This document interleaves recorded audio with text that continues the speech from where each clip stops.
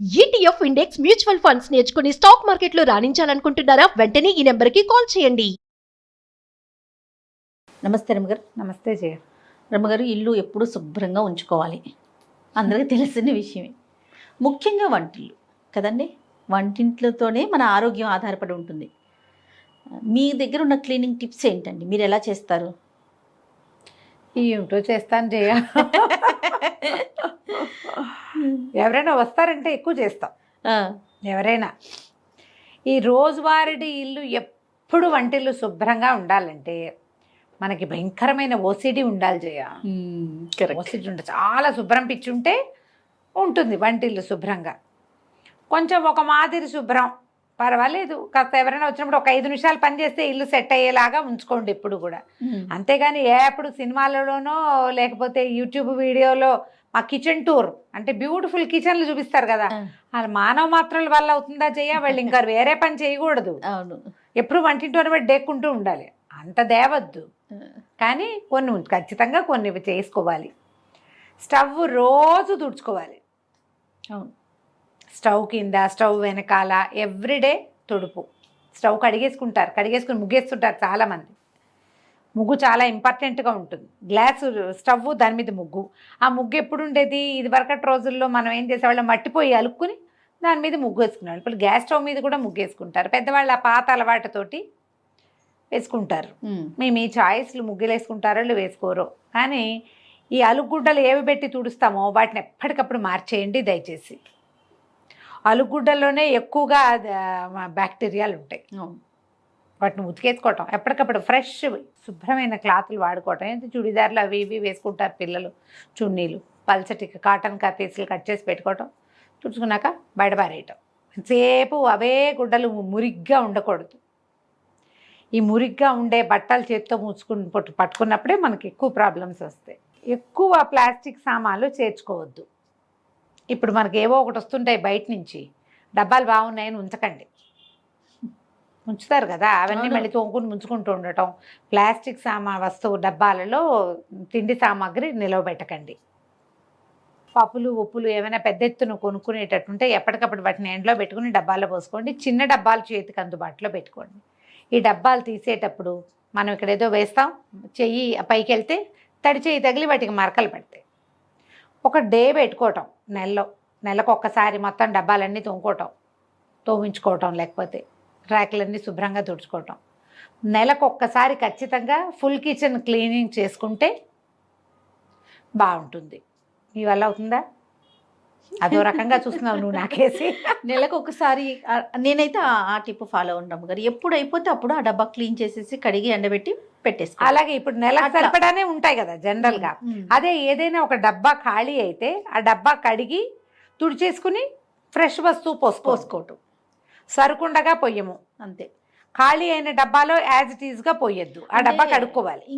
ఒకటి ఉంటుంది గారు అమ్మగారు, మనం తెప్పించుకునేటప్పుడు ఒక 3 కిలోలు 4 కిలోలు 5 కిలోలు తెప్పించుకుంటాం, చిన్న డబ్బాల్లో పోసుకుంటాం కదా. అవును, అది ఒక్కొక్కటి తొందరగా అయిపోయినప్పుడు మళ్ళీ దీన్ని క్లీన్ చేసుకో, అట్లా పోసుకోవటం బెటర్ అనిపిస్తుంది. చేసుకోవాలి. ఇప్పుడు ఆ డబ్బాలే కాదు, ఈ నెల చేసుకునేది ఏంటంటే ఈ ఇంతవి అంతవి మిగిలిపోయినవి, కాస్త కుస్తా పురుగు చూసినవి, డబ్బా మాసిపోయింది, ఇవన్నీ కూడా జనరల్గా పీరియడ్స్ స్నానం అయిపోయాక అన్నీ ఒకసారి క్లీన్ చేసుకుంటారు కదా, అప్పుడు అలాంటివి చేసుకోవాలి.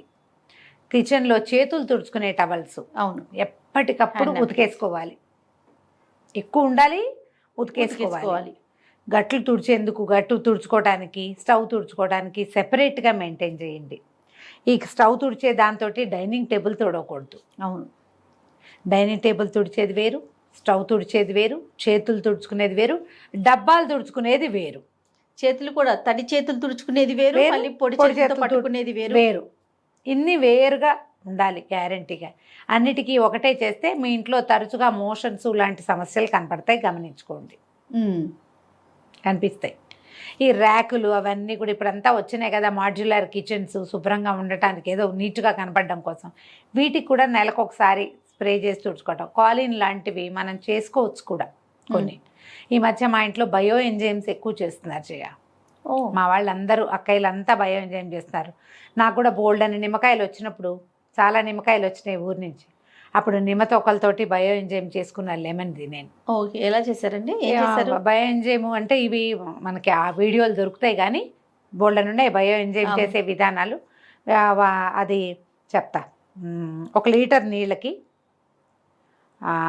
300 గ్రాముల కూర తొక్కులు కానీ, అదే నిమ్మకాయ డిప్పలు కానీ, పళ్ళు కానీ, మనం దేంతో చేయదలుచుకుంటే అవి 300 గ్రామ్స్, ఒక 100 గ్రాములు బెల్లం, ఇవన్నీ ఒక డబ్బాలో వేసి పెట్టుకోవాలి.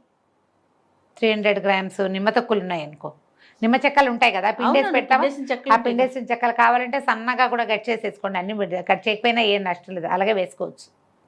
100 గ్రాములు బెల్లం వేసి 1 లీటర్ నీళ్ళు పోసి కదలకుండా చీకటిగా ఉండే చోట పెట్టాలి. మొదట రోజు ఆ మూతలు తీస్తుండాలి. అందులో ఎయిర్ ఫామ్ అవుతూ ఉంటుంది, ఏమనాలి దాన్ని, గ్యాసెస్ ఫామ్ అవుతాయి. ఆ కొన్ని రోజులు గ్యాస్ ఫామ్ అవటం ఆగిపోయిన తర్వాత ఈ మూత టైట్గా చేసి పక్కన పెట్టేసుకోవాలి. గ్లాస్ బాటిల్స్లో పెట్టకూడదు, వీటిని ప్లాస్టిక్ బాటిల్లో పెట్టుకోవాలి. నేను ఊరికే రఫ్గా చెప్తున్నా, మీరు చూసుకోండి బయో ఎంజైమ్ చేయటం ఎట్లాగా అని. ఆ బయో ఎంజైమ్ చేసిన తర్వాత నాకు ప్రాణం హాయిగా ఉంది. స్టవ్ గట్టు చాలా క్లీన్గా ఉన్నాయి మావి.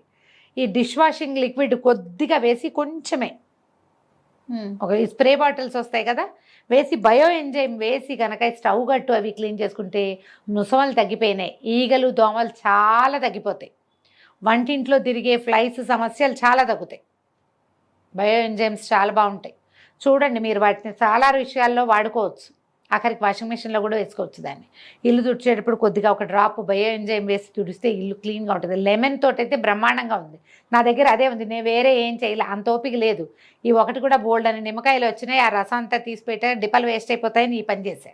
ఓకే, అలాంటివి ఏమైనా అలవాటు చేసుకోండి. హౌస్ క్లీనింగ్, కెమికల్స్ కాకుండా ఎక్కువ కెమికల్ థింగ్స్ కాకుండా.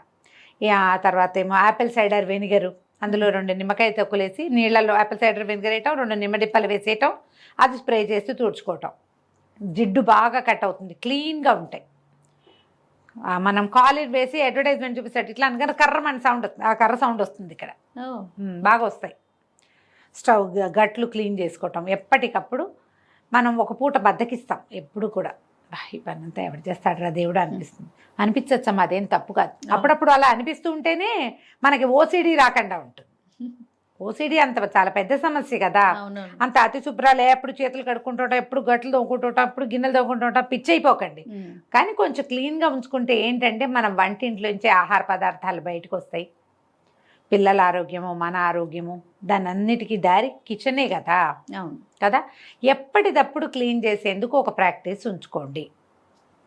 ఇది నేర్చుకోవాలి. ఎప్పుడైనా ఓసారి చీటింగ్ చేయొచ్చు, once in a while cheating చేయొచ్చు, కానీ రోజువారీ ఎప్పటిదప్పుడు క్లీన్ చేసుకోవటం. కిచెన్ సింకులు క్లీన్గా ఉంచుకోవాలి, కిచెన్ గట్టు ప్లాట్ఫామ్స్ క్లీన్గా ఉంచకపోతే అనారోగ్యాలు వస్తాయి. వాటిల్లో మనం ఎక్కువగా దొరికేది ఏంటంటే ఇగో motions, vomitings, stomach disturbances, stomach disorders, వాటిల్లోకి వెళ్తాం. కాబట్టి వీటిని కొంచెం చక్కగా ఉంచుకోవటం. చాకులు అవన్నీ బెల్లం తరిగిన చాకు అలాగే పెట్టేయకుండా బెల్లం తరిగిన చాకుని శుభ్రంగా కడిగేసుకోవటము, లేదా తడి పెట్టుకోవటము, తుడిచేసుకోవటము. ఎక్కువసార్లు చాకులు కడిగితే పదును పోతాయి. అందుకని ఏం చేస్తాము, ఈ చిన్నది ఏదైనా క్లాత్ తడిపి తుడిచేసుకోవాలి. కూరలు తరిగిన, ఉల్లిపాయలు తరిగిన చాకు అలాగే పెడితే వాసన వస్తుంది. తర్వాత ఏమో ఈ మన కూరలు తరిగేందుకు ఇప్పుడు అంతా చెక్కలు, ప్లాస్టిక్లు బోల్డర్లు వచ్చినాయి ఇక షీట్లు, వాటిని ఎప్పటికప్పుడు తోముంచుకోండి. వాటిలో ఎక్కువ బ్యాక్టీరియా ఉంటుంది. వీటికి కూడా నేను చెప్పిన బయో ఎంజైమ్ వేసి కనుక తోమితే చాలా క్లీన్ అవుతాయి. ఒట్టిని అవన్నీ చావలేము మనం. ఈ బయో ఎంజైమ్లు అవన్నీ ఎవరు చేస్తాడంటే అంటే నిమ్మకాయ డిప్పలు ఉంటాయి కదా, నిమ్మ డిప్పలు నీళ్ళతోటి వాష్ చేసుకోండి. లెమన్ తగిలేసరికల్లా ఆటోమేటిక్గా యాసిడిటీ వల్ల కొంత క్రిములు అవి పోతాయి. హాట్ వాటర్లో వాష్ చేసుకోవటము. కొంచెం ప్లానింగ్ తోటి ఉంటే కనుక వంటిల్లు క్లీన్గానే ఉంటుంది. ఎప్పుడు మనం ఆ ధ్యాసలో ఉండాలి. వీటికి ప్రధానమైనది ఏంటంటే బేసిక్ శుభ్రత, వాష్, వైప్, కడగటంతో పాటు తుడవటం కూడా. నీళ్ళు ఓడుకుంటూ పెట్టామంటే ఇబ్బంది. అవును, ఎక్కువగా ఎక్కడ చూస్తామంటే రమ్మగారు, మనం గిన్నెలు తోముకునే పీచులు ఉంటాయి చూస్తారా, అవి వాటిని మార్చుకోవాలి. అవి ఎప్పటికప్పుడు ఎక్కువగా వాసన వచ్చే వాటి వల్లే. అవును, ఏం చేస్తామంటే ఈ తోమిన తర్వాత దాన్ని వాష్ చేయకుండా పెడతారు సబ్బు మీద. అది ఆ ప్రాక్టీస్ ఉంటే మానేసుకోండి. అవును, మానేయండి. జిడ్డు గిన్నెలు తోమటానికి వేరుగా ఒకటి ఉంచుకోవాలి, ఆ, ఎక్కువ జిడ్డు ఉన్నవి. గట్టి పీచు. గట్టి పీచు ఉంటాయి కదా, ఇనపీచులు బోల్డన్ ఉన్నాయి రకాలు. ఏదైనా సరే మీరు ఏది క్లీన్గా ఉంచాలో దాన్ని క్లీన్గా ఉంచకపోతే మనకు సమస్యలే వస్తాయి. గిన్నెలు శుభ్రంగా ఉండవు కదా. అవును. ప్లాన్డ్గా చేయండి.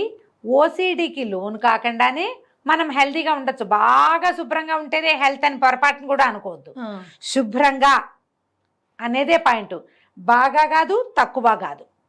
మీరు బాగా అయినా మీరు పిచ్చి అయిపోతారు, తక్కువైతే అనారోగ్యం పాలవుతారు. మధ్య మీడియోకర్గా క్లీన్గా ఉంచుకోవాలి.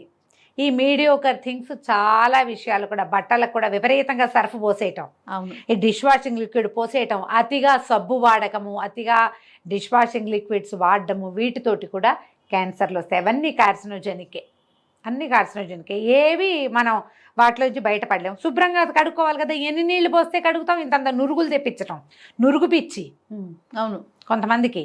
అవి తగ్గించుకోండి. అవి ఏమంత మంచి పద్ధతి కాదు. ఏమైనా ఇంట్లో బొద్దింకలు లాంటివి ఉంటే అవి ఆహార పదార్థాలకి మీదకి వచ్చేయకుండా బొద్దింకలకి మందు కొట్టించుకోండి, లేదా మందు పెట్టించుకోండి. 5 ఏళ్ళకోసారి 3 ఏళ్ళకోసారి పెట్టేవి కనపడుతున్నాయి. అలాంటిది ఏదైనా ట్రై చేయండి. తర్వాత పదార్థాలకి మూతలు పెట్టడం ప్రాక్టీస్ చేయండి. మెయిన్ అది. బాటిల్స్కి మూతలు పెట్టడం, డబ్బాకి మూత పెట్టడం, గిన్నెల మీద మూతలు పెట్టడం, కాగిన పాల మీద ఒక మూత ఉంచటం. కాఫీ కలుపుకున్నాం, మనం ఒక కప్పు తాగాం, ఇంకో అరకప్పు ఉంది, పని మనిషి వస్తున్నాడు, భార్య కింద దాన్ని ఎత్తున ఒక మూత, ఒక గ్లాసులో పోసాం, దాన్ని ఎత్తున మూత. ఇవి ప్రాక్టీస్ ఉంచుకోండి. ఇవన్నీ హెల్తీ టిప్సే. మనకు తెలుసు, ఏం తెలియదు ఇందులో మనకి, ఉంటాము, ఏం తెలీదు, జస్ట్ కొంచెం ఐడియా ఉంటే సరిపోతుంది. మీ వంటిల్తి శుభ్రతే మీ ఆరోగ్యానికి మొదటి మెట్టు. అంతే కదా. అంతే రమ్మగారు. నమస్తే. నమస్తే జయ.